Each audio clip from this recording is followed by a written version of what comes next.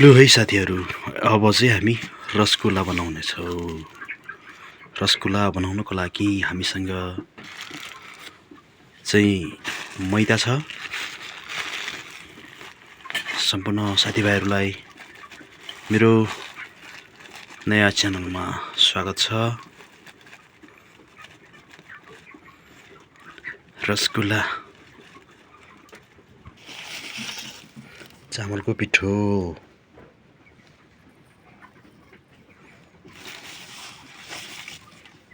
बस।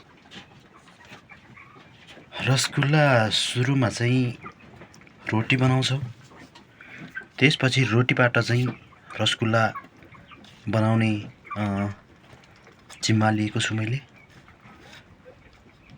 Normally रोटी बनाएर यसको चाहिँ हामी रसगुल्ला बनाउँछौँ। नर्मली रोटी बनाएर हामी यसको निर्माण गर्छौँ, रसगुल्ला।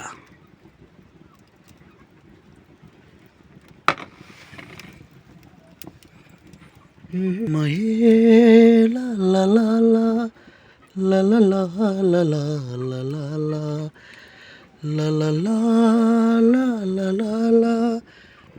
ल केही मिसावटी छैन यसमा। नर्मल तरिकाले रोटी। ल पल्टी मार्यो। अब यस्तै नर्मलबाट चाहिँ उत्पादन हुन्छ यसको ठ्याक्कै हाम्रो रसगुल्ला।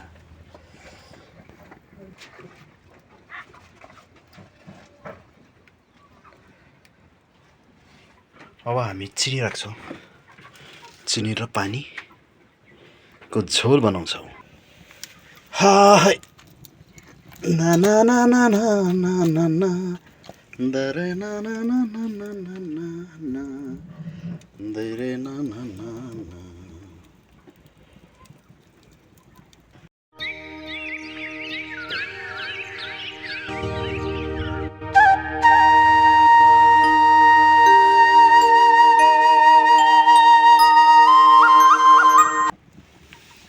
ल चट्टै निकाल्यो है। अब आहा कस्तो राम्रो।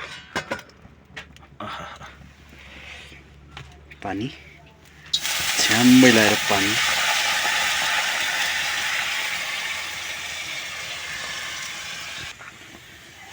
छ्याम्मै लाएर चिनी,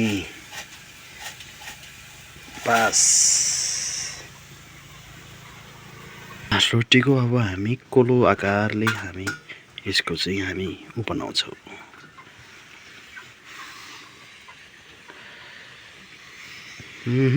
केही नमिसाएको शुद्ध मैदा र चामलको पिठो सर्लक्कै राखेको हुनाले यस्तो देखिरहेछ। ल है, अब यसको चाहिँ हामी पिस बनाएर पिठो बनाउँछौँ। तैँले के थाहा होइ। ल है, ल त्यहाँ हेर्दा चिनी यो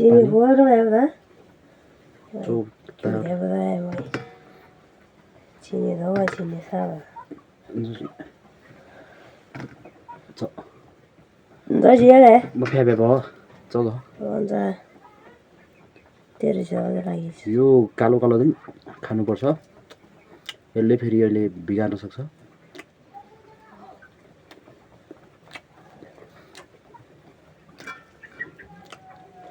खोमा मर्को न फ्राई चाहिँ रे थाहा छ, मलाई थाहा छ। खोमा चल्न हुँदैन। अब चल मलाई थाहा छ, त्यो सिकाउनु पर्दैन।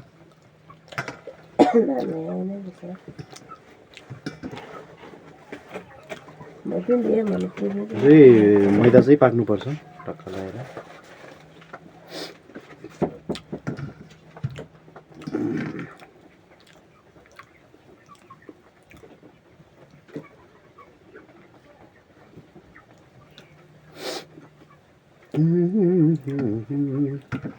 तेरे बिना क्या होता है, क्या होता है, तेरे बिना क्या क्या होता है।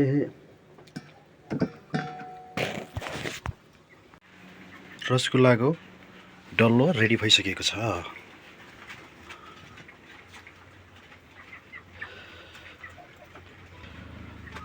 अब यसमा हामी तेल राखेर हामी मजाले रसगुल्ला बनाउनेछौँ। तेल धेरै पनि होइन थोरै पनि होइन, ठ्याक्क राखौँ, यत्तिको राखौँ है। पहिलोचोटि बनाउँदैछु, हेरौँ कस्तो हुन्छ।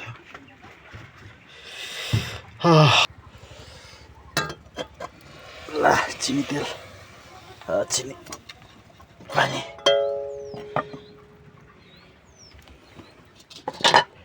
सट्ट लगाएर अब चाहिँ हामी पिठोको डल्लोलाई यहाँ फ्राई गर्छौँ।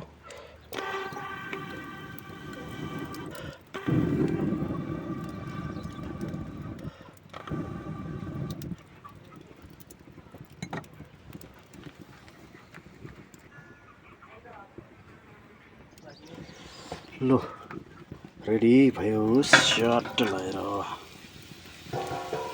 रसगुल्ले।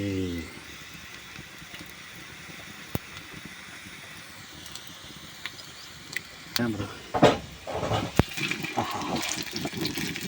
यसको कलर चाहिँ छैन छन त त्यो नर्मली भएर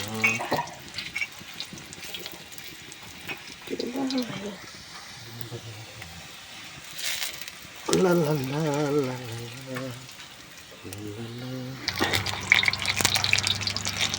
ला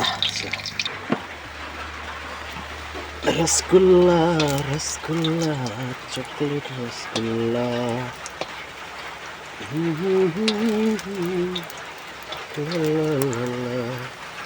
हल्का रातो भएको छ अरे।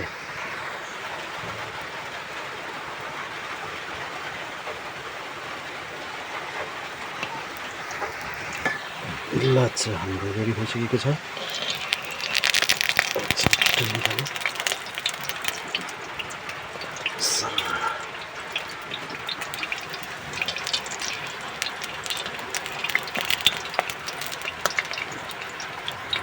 ल हाम्रो रसगुल्ला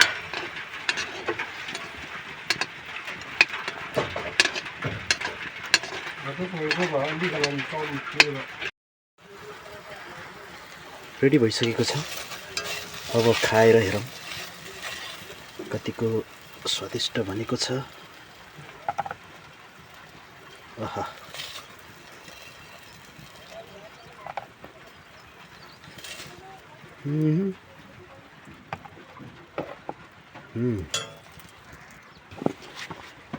ल चट्ट लाएर हाम्रो रेडी भइसकेको छ रसगुल्ला मिठाई। आहा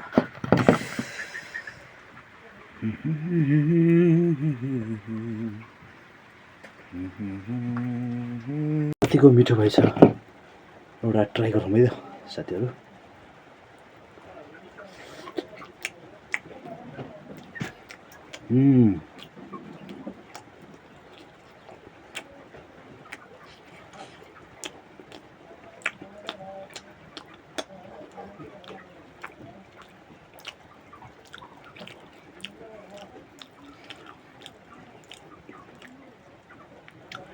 गजब मिठो भयो। सम्पूर्णलाई अन्तिमसम्म हेरिदिनु भयो त्यसको लागि सम्पूर्णलाई धेरै धेरै धन्यवाद दिन चाहन्छु। फेरि अर्को भिडियोमा आउने बाजा गर्दै बिदा हुन चाहन्छु। हस्त धन्यवाद।